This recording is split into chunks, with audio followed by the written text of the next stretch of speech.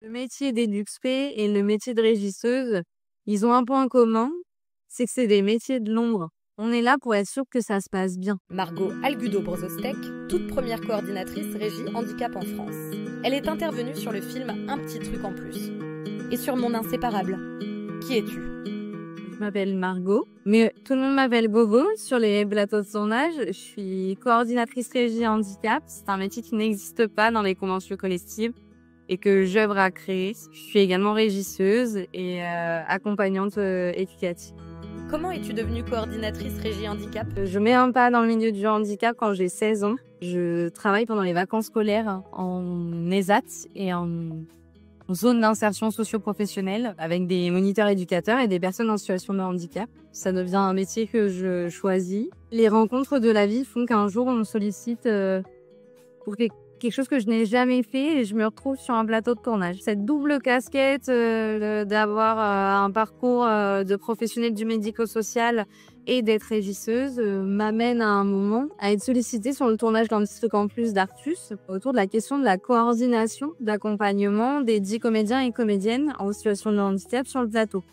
Pendant la durée du tournage, j'ai aucune idée à ce moment-là que le poste que je prends n'existe pas, n'est pas reconnu dans les conventions collectives. Quelle est ta mission? Moi, ma dynamique, elle est de repérer les décors, de confirmer avec les régisseurs que tout ça fonctionne, avec la mise en scène, de m'assurer que tout ce que demande Artus est entendu et compris, de veiller à la prise des traitements, à l'alimentation, de veiller au sommeil, de soutenir la personne dans sa démarche de projet professionnel et de l'accompagner. Ne serait-ce que déjà logistiquement, les emmener tous les matins du lieu de vie commun où on était, parce que moi j'ai habité avec eux pendant 8 semaines. Du coup, c'était vraiment une posture de soutien de moyens physiques. Comment tu facilites la vie des comédiens en situation de handicap? J'ai beaucoup essayé d'avoir des zones blanches, entre guillemets, qui étaient soit des zones de calme, de silence absolu, soit des zones dans lequel on était dans l'obscurité pour pouvoir aussi redescendre et essayer de s'épargner l'ensemble des stimuli qu'il peut y avoir sur un plateau de tournage. Moi, je pars de la personne pour aller vers elle, sur quel est ton besoin, qu'est-ce qui serait plus simple, qu'est-ce qui allégerait aussi ce projet sur lequel on est et tous les enjeux que ça peut représenter pour toi. Une anecdote sur Un petit truc en plus?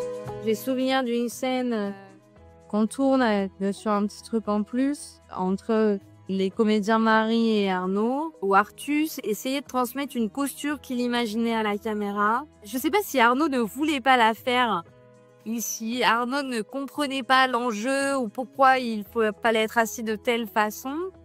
Mais le fait qu'Artus me jette un regard un petit peu comme une demande de soutien et que moi j'arrive et qu'on ait cet échange ensemble a permis de débloquer l'incompréhension d'Arnaud.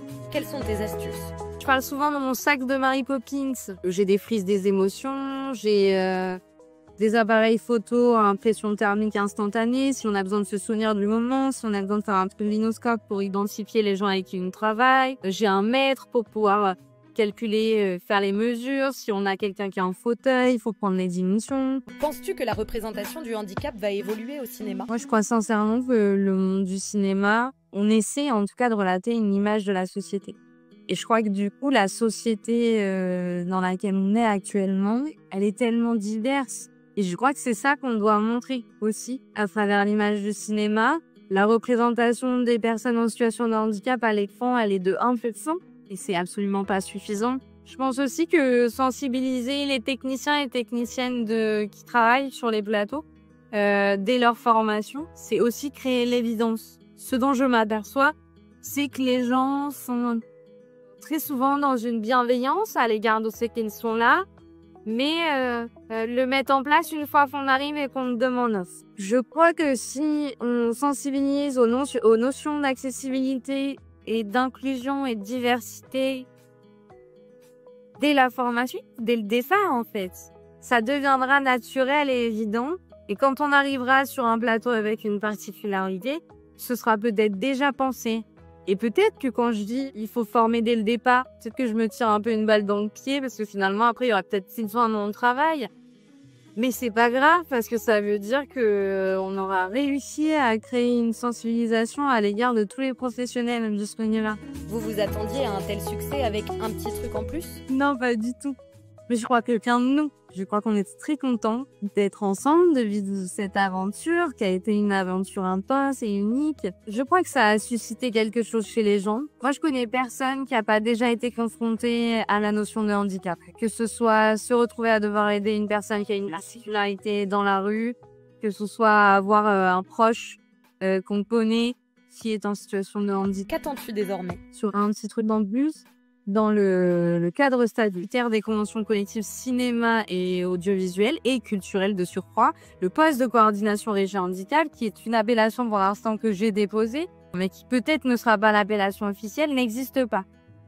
C'est-à-dire que moi, quand on me sollicite à ce poste-là, on me sollicite au poste dans le cadre statutaire que mes productions veulent bien me donner. Donc, tantôt, je peux être payée en tant qu'assistante mise en scène, tantôt, je peux être payée en tant que répétitrice, tantôt, je peux être payée en tant qu'assistante régisseuse. À partir de là, moi, je considère que j'invente rien. La question de l'accompagnement, il existe depuis toujours.